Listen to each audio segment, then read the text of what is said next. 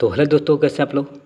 स्वागत है मेरे यूट्यूब चैनल 98 नॉलेज में। आज आपके लिए जो बीपीएससी ने अभी हाल ही में एग्ज़ाम लिए, बीपीएससी एमडीओ का एग्ज़ाम लिए हैं अभी, मिनरल डेवलपमेंट ऑफिसर का जो एग्ज़ाम हुआ है अभी 9 अगस्त का हुआ, 9/8/2025 को एग्ज़ाम हुआ है।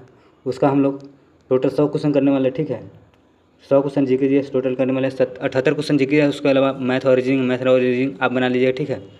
हम आपको पीडीएफ टेलीग्राम चैनल पर उपलब्ध करा देंगे, ठीक है। अगर आप लोग चैनल पर नए हो तो चैनल को सब्सक्राइब कर लीजिए और बेल आइकन दबा लीजिए, ताकि कोई भी वीडियो डालेंगे सबसे पहले आपको मिलेगी। और वीडियो देखने वाले कमेंट कीजिए जरूर, वीडियो कैसा लगा, और शेयर जरूर कीजिएगा। चलिए वीडियो को स्टार्ट करते हैं बिना समय में। पहला क्वेश्चन देखते हैं क्या कह रहा है। पहला क्वेश्चन कह रहा है, पहला क्वेश्चन पूछा था,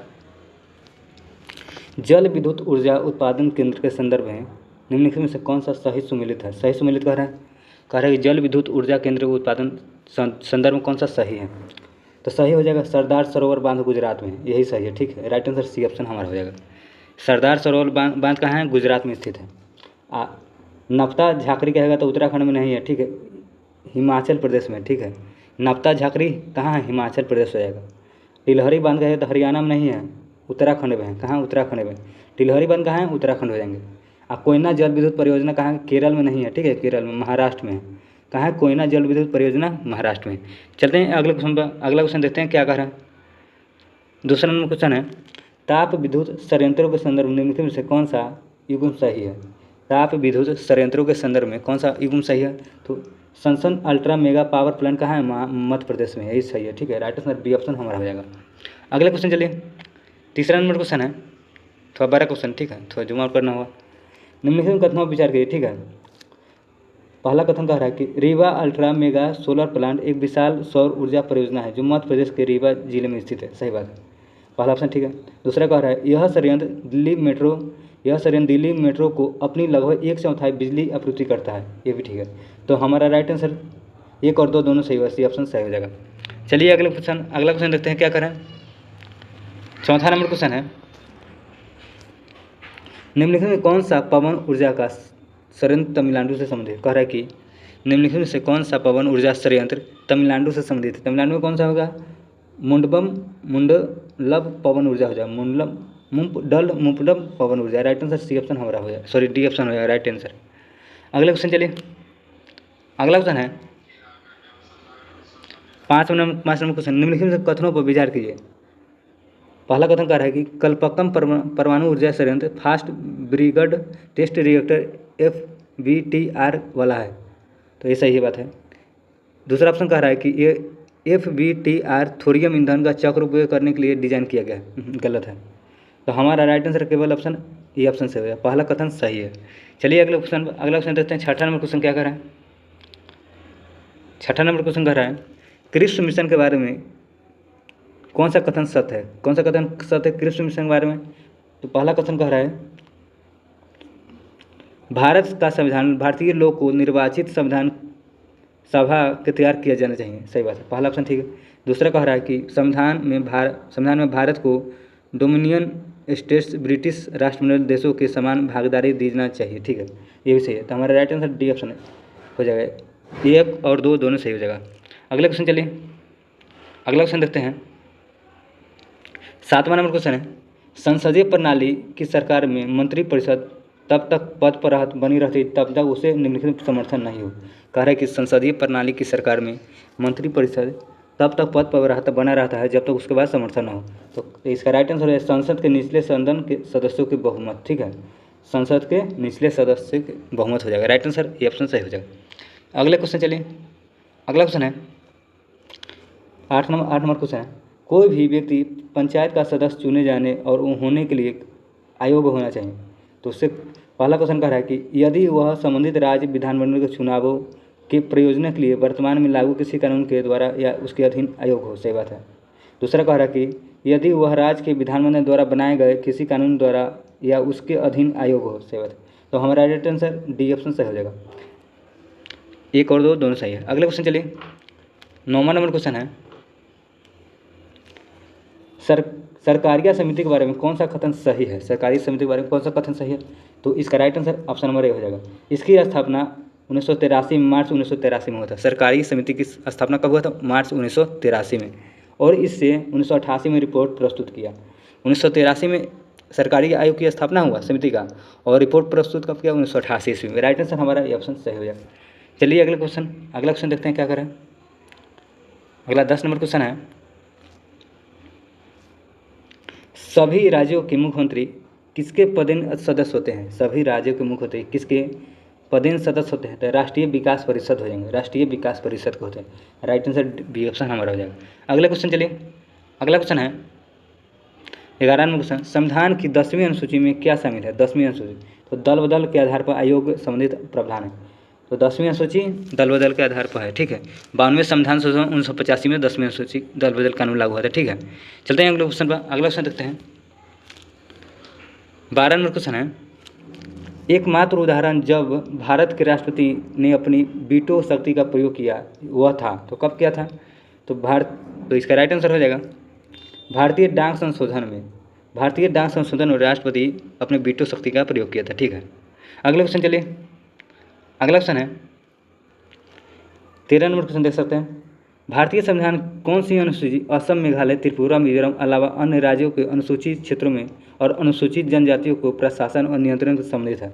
तो 5वीं अनुसूची, 5वीं हो जाएगा। राइट आंसर डी ऑप्शन हो जाएगा, 5वीं अनुसूची, डी ऑप्शन हमारा सही हो जाएगा। अगले क्वेश्चन चलिए, अगला क्वेश्चन है 14 नंबर क्वेश्चन कह रहा है कि भारतीय राष्ट्रीय विकास परिषद की स्थापना किस वर्ष की गई? भारतीय राष्ट्रीय विकास परिषद की स्थापना किस वर्ष की गई? तो 1952 में। कब की गई भारतीय राष्ट्रीय विकास परिषद की स्थापना? 1952 answer, right answer B option हो जाएगा। अगला क्वेश्चन है बड़ा क्वेश्चन, ठीक है। 15 नंबर क्वेश्चन है, भारत के राष्ट्रपति के बारे में कौन सा कथन सत्य नहीं है? ठीक है, नहीं कह रहा है, तो आप लोग ध्यान से देखें। तो इसका राइट आंसर अनुच्छेद 42 कहता है कि भारत के एक राष्ट्रपति हो, यही गलत है, बाकी सब ठीक है, ठीक है।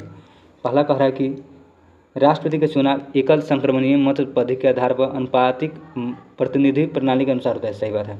दूसरा ऑप्शन कह रहा है कि बी, राष्ट्रपति के चुनाव में किसी राज्य के विधानसभा के प्रत्येक निर्वाचित सदस्य उसके निर्वाचित सदस्य के पास उतने ही वोट होते हैं जिस राज्य की जनसंख्या विधानसभा के निर्वाचित सदस्य कुल संख्या भाग देने पर होता है, प्राप्त भागफल के 1000 गुणांक होंगे, ठीक है। तो दूसरा भी सही है, ठीक है। गलत कह रहा है। तीसरा कह रहा है कि राष्ट्रपति के वेतन और भत्ते के कार्यालय के दौरान कम नहीं किए जाएंगे, सही बात है, कार्यकाल के दौरान कम नहीं किया जाएगा। हमारा गलत आंसर चुना था, सी ऑप्शन हमारा हो जाएगा सही।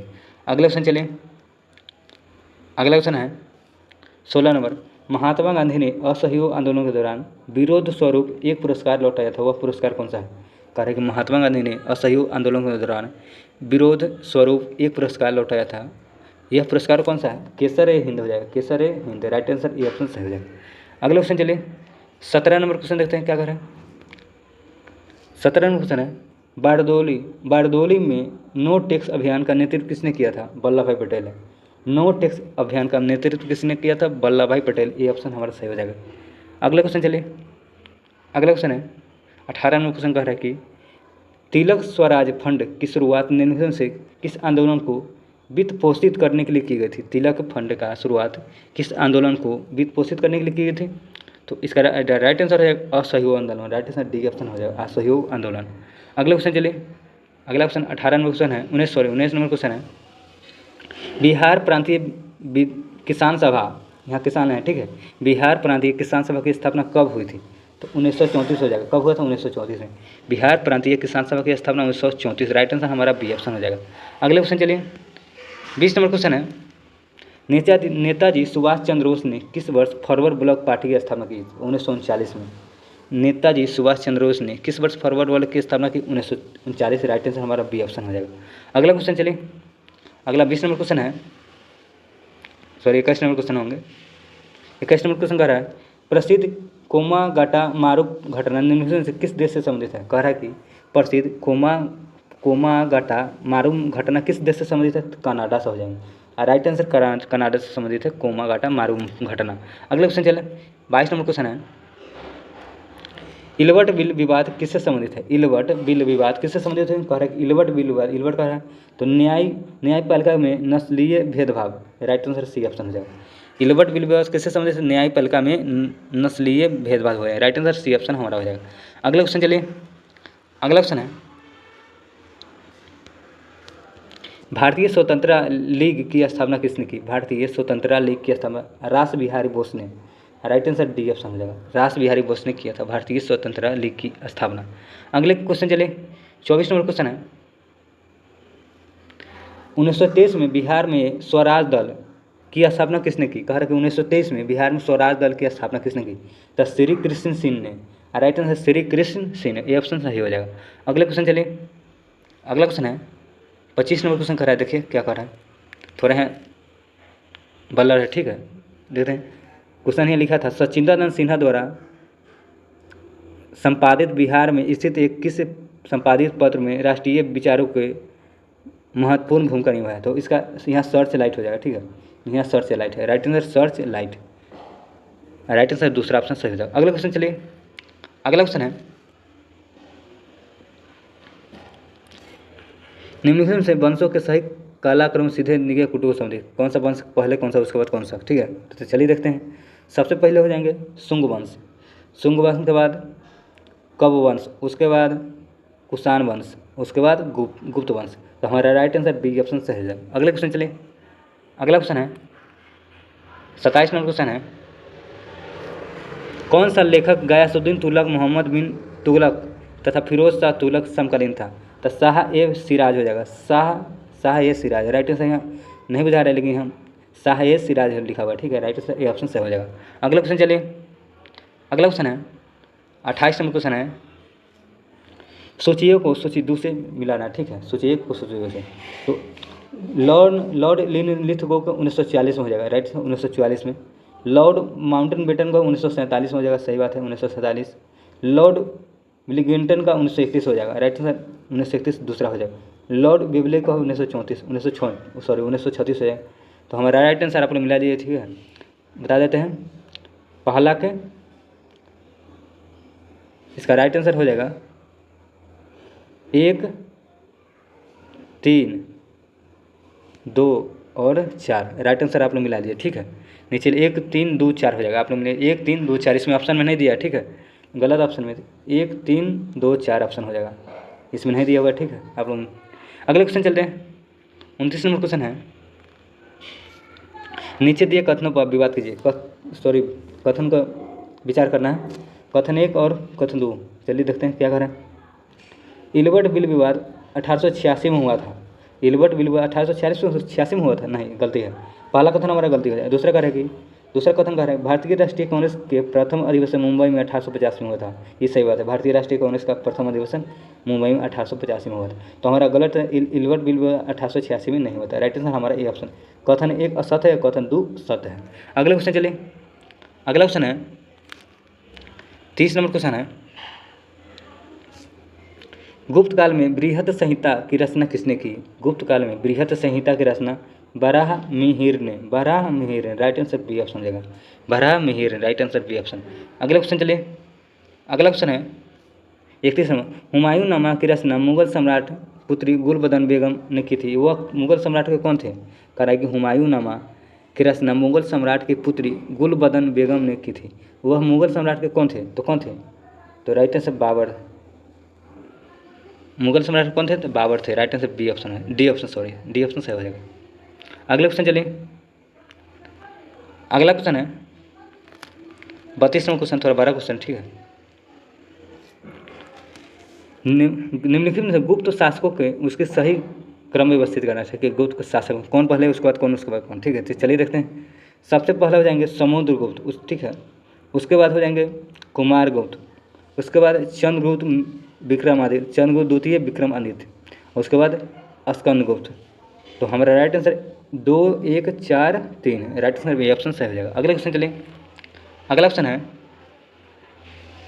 33 नंबर क्वेश्चन है,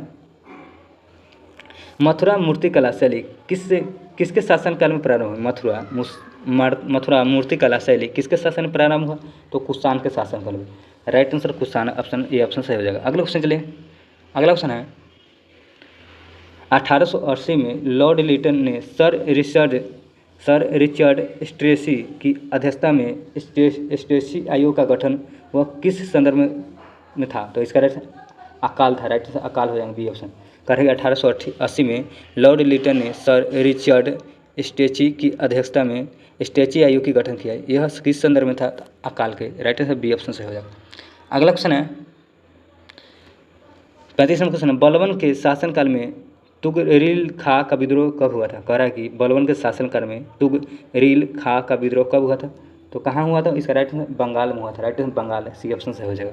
अगला क्वेश्चन चलिए, अगला क्वेश्चन है 36 नंबर क्वेश्चन, भारत में मानसून को प्रभावित करने वाले प्रमुख कारकों में कौन सा एक सही है? मानसून के कारक में तो हिमालय पर्वत श्रृंखला हो जाएगा मानसून को प्रभावित कर। ठीक है, हिमालय पर्वत श्रृंखला, राइट आंसर बी ऑप्शन हो जाएगा सही। अगला क्वेश्चन चलिए 37 नंबर क्वेश्चन देखते हैं क्या कह रहा है। 37 नंबर क्वेश्चन, 37 नंबर क्वेश्चन कह रहा है, निम्नलिखित में कौन सा एक दर्रा अरुणाचल प्रदेश और म्यांमार के बीच स्थित नहीं कह रहा है? तो तुईरियाल दर्रा नहीं है। ठीक है, यह गलत ऑप्शन हो जाएगा। ठीक है, नहीं कह रहा है। दिफू दर्रा है, मोहेर दर्रा है, पंगसाउ दर्रा है, लेकिन तुईरियाल दर्रा नहीं है। राइट आंसर ये ऑप्शन हमारा हो जाएगा सही, नहीं कह रहा था। अगला ऑप्शन है, कॉफ़ी शावर्स भारत के किस राज्य में देखी जाती है? Coffee showers, right answer Karnataka में। देख सकते हैं किस लेवल क्वेश्चन, अच्छा क्वेश्चन पूछा हुआ है। ठीक है, कॉफ़ी शावर्स भारत के किस राज्य में देखी जाती है? कर्नाटक हो जाएगा, ये ऑप्शन हमारा सही है। अगला क्वेश्चन चलिए, अगला क्वेश्चन है मिलाना है। ठीक है, चलिए मैं देखते हैं 2011 के जनसंख्या के अनुसार केंद्र शासित प्रदेश में लिंगानुपात को घटते क्रम में व्यवस्थित करना है। कौन सा पहले उसका पहले? तो सबसे कह रहे घटते क्रम में सबसे कम हो जाएगा चंडीगढ़ में, सबसे कम लिंगानुपात चंडीगढ़ 1818। उसके बाद हो जाएगा अंडमान निकोबार हो जाएगा, अंडमान निकोबार 1818 सबसे कम हो जाएगा, गलती हो गई, सबसे घटते क्रम में कर रहा है। ठीक है, तो सबसे ज़्यादा हो जाएगा पांडुचेरी का हो जाएगा। ठीक है, पांडुचेरी का सबसे ज़्यादा 1037। उसके बाद हो जाएगा लक्षद्वीप का 1946 हो जाएगा। उसके बाद 1876 हो जाएगा अंडमान निकोबार द्वीप समूह का। उसके बाद चंडीगढ़ का सबसे कम हो जाएगा चंडीगढ़ का। राइट आंसर हमारा सी ऑप्शन सही हो जाएगा। ठीक है, अगला क्वेश्चन चलिए, अगला क्वेश्चन है 40वां क्वेश्चन है,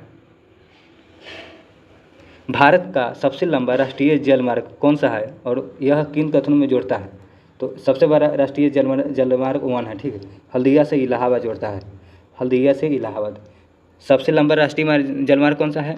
राष्ट्रीय जलमार्ग 1 ऑप्शन, हल्दिया से इलाहाबाद जोड़ता है। अगले क्वेश्चन चलिए, 41वां क्वेश्चन है, भारत में हरित क्रांति को लागू करने के पीछे मुख्य उद्देश्य क्या था? तो देश में खदानों की आपूर्ति निर्भरता सुनिश्चित करना है। राइट आंसर हमारा बी ऑप्शन से हो जाएगा। अगला क्वेश्चन चलिए, अगला क्वेश्चन है पंचपटमाली खदान किस खनिज से संबंधित है? पंचपटमाली खदान किस खनिज से संबंधित है? बॉक्साइट से हो जाएंगे। पंचपटमाली पदार्थ किस खनिज से संबंधित है? हमारा right answer B option bauxite. अगला क्वेश्चन चलिए, अगला क्वेश्चन है 43वां क्वेश्चन, भारत में जल संसाधनों के प्रमुख स्रोत कौन सा स्रोत है सर्वाधिक योगदान देता है? भूजल हो जाएगा। भारत में जल संसाधनों के प्रमुख स्रोत कौन सा है स्रोत है सर्वाधिक योगदान देता है? तो भूजल, राइट आंसर भूजल बी ऑप्शन से हो जाएगा। अगले क्वेश्चन चलिए 44वां क्वेश्चन देखते हैं। 44वां क्वेश्चन है, निम्नलिखित में से कौन सी मृदा लोहे और एल्युमिनियम के समृद्ध होती है तथा अधिक वर्षा वाले क्षेत्रों में पाई जाती है? तो लेटराइट मृदा हो जाएगा, लेटराइट मृदा, राइट आंसर से। निम्नलिखित में कौन सी मृदा लोहे और एल्युमिनियम के समृद्ध होती है तथा अधिक वर्षा वाले क्षेत्रों में पाई जाती है? तो राइट आंसर लेटराइट मृदा हमारा राइट आंसर सी ऑप्शन सही हो जाएगा। अगले क्वेश्चन चलिए, अगला क्वेश्चन है, भारत में निम्नलिखित में से कौन से क्षेत्र जैव विविधता हॉटस्पॉट के अंतर्गत आते हैं? तो कौन सा क्षेत्र जैव विविधता हॉटस्पॉट के अंतर्गत आते हैं? हिमालय, पश्चिमी घाट, इंडो बर्मा सुंडाल लैंड हो जाएंगे। राइट आंसर सी ऑप्शन हमारा हो जाएंगे। अगले क्वेश्चन चलिए, अगला क्वेश्चन है 46वां क्वेश्चन, राइबोसोम केंद्र है, राइबोसोम क्या? प्रोटीन संश्लेषण का केंद्र है। बी ऑप्शन हमारा सही हो जाएगा। अगला क्वेश्चन चलिए 47वां क्वेश्चन, कुछ प्लास्टिक है जिन्हें एक बार ढालने पर गर्म करने पर नरम नहीं किया जा सकता, इन्हें क्या कहते हैं? कुछ प्लास्टिक है जिन्हें एक बार ढालने पर गर्म करके नरम किया जा सकता है, तो इन्हें क्या कहा जाता है? थर्मोसेटिंग प्लास्टिक कहते हैं, thermosetting. Right answer C option हमारा करेक्ट। कुछ प्लास्टिक है जिन्हें एक बार ढालने पर गर्म करके नरम नहीं किया जा सकता है, इन्हें क्या कहते हैं? Thermosetting plastic. Right answer C option हमारा हो जाएगा। अगला क्वेश्चन है 48वां क्वेश्चन देखते हैं। 48 नंबर क्वेश्चन, 48 नंबर क्वेश्चन है, बहुलक रसायन विज्ञान में अल्ट्रा स्ट्रेसिव की विधि के क्या प्राप्त किया है? कह रहा है कि बहुलक रसायन विज्ञान में अल्ट्रा स्ट्रीफ्यूज विधि से प्राप्त क्या किया जा सकता है? आणविक द्रव्यमान। राइट आंसर प्राप्त किया जा सकता है आणविक द्रव्यमान को। बी ऑप्शन हमारा सही जाएगा। अगले क्वेश्चन चलिए, 49 नंबर क्वेश्चन है, ऑटोमोबाइल को उपयोग किए जाने वाले हाइड्रोलिक ब्रेक एक प्रत्यक्ष अनुप्रयोग है, तो पास्कल के नियम हो जाएंगे। राइट आंसर पास्कल के नियम, डी ऑप्शन सही हो जाएगा। अगला 50 नंबर क्वेश्चन है, 50 नंबर क्वेश्चन कह रहा है कि आइंस्टीन को नोबेल पुरस्कार के लिए सम्मानित किया, किसके लिए समय? फोटो इलेक्ट्रिक प्रभाव के लिए सम्मानित किया गया। ठीक है, आइंस्टीन को नोबेल पुरस्कार फोटो इलेक्ट्रिक प्रभाव। अगला क्वेश्चन चलिए, अगला क्वेश्चन है 51 नंबर क्वेश्चन है, वह ताप जिस पर सेल्सियस और फारेनहाइट पैमाने का समान रीडिंग करता है, तो -40 डिग्री सेल्सियस हो जाएगा। Right answer C, D option सही।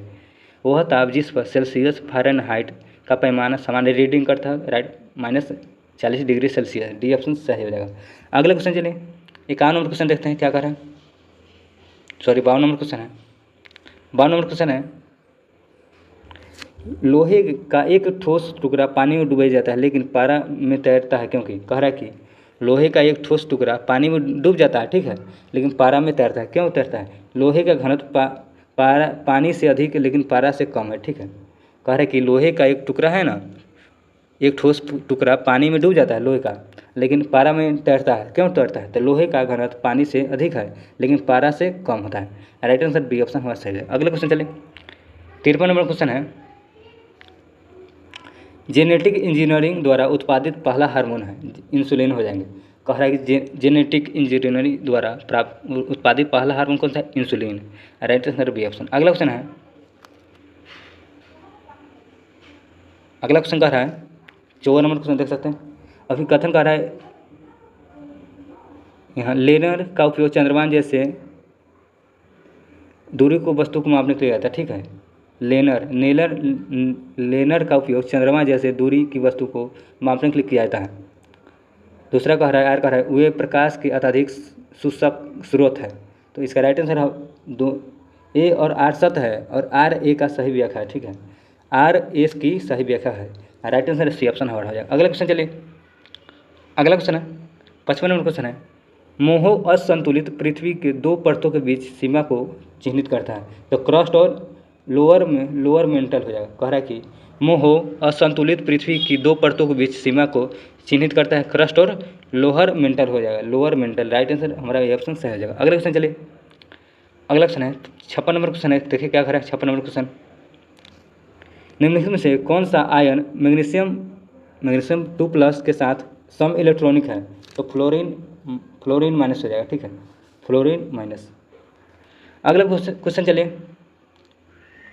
फ्लोरीन में कौन सा चार्ज होगा? माइनस हो जाएगा। राइट आंसर हमारा ऑप्शन सही है। अगले क्वेश्चन चलिए, अगला 57 नंबर क्वेश्चन है, पाई बॉन्ड का निर्माण कौन से ओवरलैप द्वारा होता है, तो पी ऑर्बिटल द्वारा। राइट आंसर सी ऑप्शन सही हो जाएगा। अगले क्वेश्चन चलिए, 58 नंबर क्वेश्चन है, बड़ा क्वेश्चन। ठीक है, 58 नंबर, एक्वारेजिया के बारे में कौन सा कथन सही है? एक्वारेजिया, तो कौन सा कथन सही है? तो इसका राइट आंसर हो जाएगा नाइट्रोसल क्लोराइड और नाइट्रोजन डाइऑक्साइड एक्वारेजिया का पीला या सतरंगी रंग देते हैं। सही बात है। तीसरा कह रहा है, एक्वारेजिया सोने को और प्लेटिनम को घोल सकता है। सही बात है। तो हमारा राइट आंसर 2 और 3 केवल, राइट आंसर 2 और 3 हो जाएगा।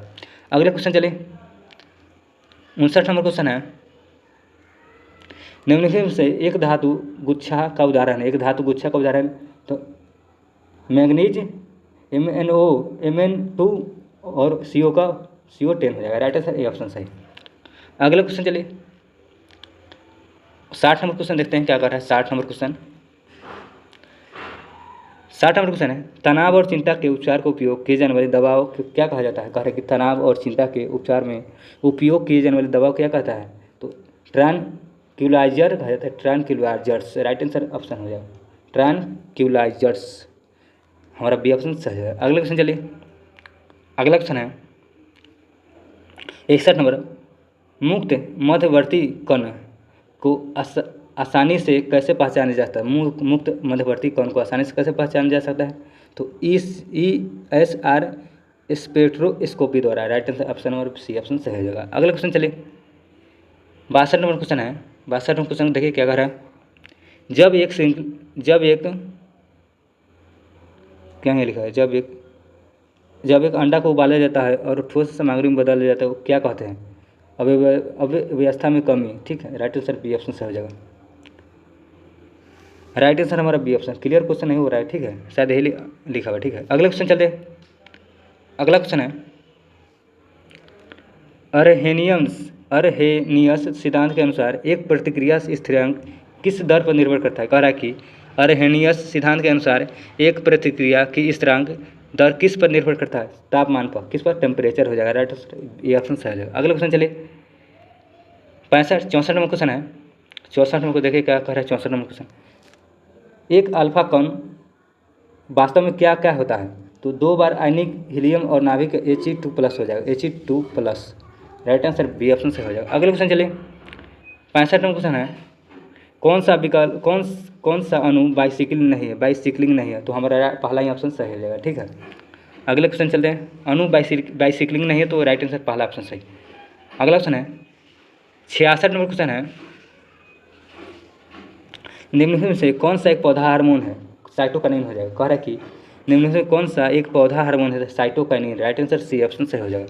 अगला क्वेश्चन चलिए, अगला क्वेश्चन 67 नंबर क्वेश्चन है, मस्तिष्क जिम्मेदार है तो सोचने के लिए, हृदय की धड़कन नियंत्रण करने के लिए, शरीर को संतुलन बनाए रखने के। राइट आंसर सभी हो जाएगा, सभी के लिए जिम्मेदार है। डी ऑप्शन हमारा सही हो जाएगा। अगला क्वेश्चन चलिए, अगला 68 नंबर क्वेश्चन है, निम्नलिखित में से कौन सा एक गलत मिलान है? कौन सा गलत मिलान है? तो मधुमक्खी पालन मछली कहते हैं, यह गलत है। ठीक है, मधुमक्खी पालन क्या कहते हैं? तो इसको एपीकल्चर कहा जाता है। ठीक है, अगले क्वेश्चन श्वेत क्रांति दूध से है, तेल वसा से मधुमक्खी, यही मछली से नहीं है। ठीक, मधुमक्खी क्रांति पड़ते अंडे से है। ठीक है, हमारा गलत मिलान खा रहा था, गलत मिलान चुनेंगे तो राइट है, यही सही है, गलत ऑप्शन हो जाएगा, सी ऑप्शन सही। अगला क्वेश्चन है 69 नंबर क्वेश्चन 69, विकासवादी दृष्टिकोण से हमारा अधिक समय है तो एक चिंपैंजी से। कह रहा है विकासवादी दृष्टिकोण से हमारा अधिक साम्य है तो एक चिंपैंजी से। राइट आंसर बी ऑप्शन सही हो जाएगा। अगला क्वेश्चन चलिए, अगला क्वेश्चन है 70 नंबर क्वेश्चन है, निम्नलिखित में कौन सी मवेशी जीवाणु जनित बीमारी है? तो एंथ्रेक्स हो जाएगा। कह रहा है कि निम्नलिखित में से कौन सी मवेशियों की जीवाणु जनित बीमारी है? तो एंथ्रेक्स हो जाएगा। Right answer option A.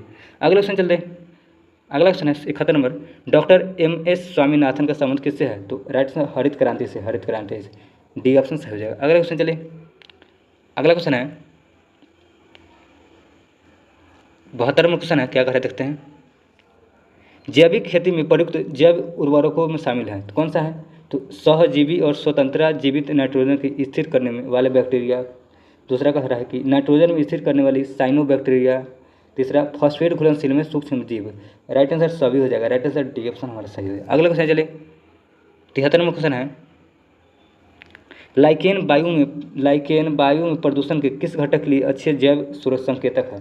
तो right answer option number C हो जाएगा, सल्फेट हो जाएगा, SO2। अगला क्वेश्चन चलते हैं, अगला क्वेश्चन है, पुंकेसर महत्वपूर्ण है कि उनमें होता है? कह रहे पुंकेसर महत्वपूर्ण है क्योंकि उनमें होता है, क्या होता है? परागकण। पुंकेसर में क्या होता है? परागकण होता है। राइट आंसर हमारा ये ऑप्शन सही है। 75 नंबर क्वेश्चन है, जैव खेती में शामिल नहीं है। जैव खेती में क्या शामिल है? रासायनिक उर्वरक शामिल है। ठीक है, जैविक खेती में क्या चीज़ शामिल नहीं? तो रासायनिक उर्वरक, फसल चक्र है, जैव कीटनाशक है, जैव उर्वरक है, रासायनिक राइट आंसर हमारा बी ऑप्शन, रासायनिक उर्वरक नहीं शामिल। अगला क्वेश्चन चलिए 76 नंबर क्वेश्चन देखते हैं, क्या कह रहे हैं 76 नंबर क्वेश्चन। 76 नंबर क्वेश्चन अब आ गया। ठीक है, मैथ रीजनिंग आ गया तो हम लोग 75 क्वेश्चन कर लिए। ठीक है, जीके जैसे टोटल जो 75+ था क्वेश्चन उसको कर लिया है। अब 76 से 25 क्वेश्चन और है मैथ और रीजनिंग का, आप लोग बना लीजिए। ठीक है, इसका आपको PDF टेलीग्राम चैनल में डलवा देंगे। ठीक है, अगर आप लोग चैनल पर नए हैं तो चैनल को सब्सक्राइब कर लीजिए और बेल आइकन दबा लीजिए ताकि कोई भी वीडियो डालेंगे सबसे पहले आपको मिलेगी। मिलते हैं अगले वीडियो में, तब तक के लिए बाय।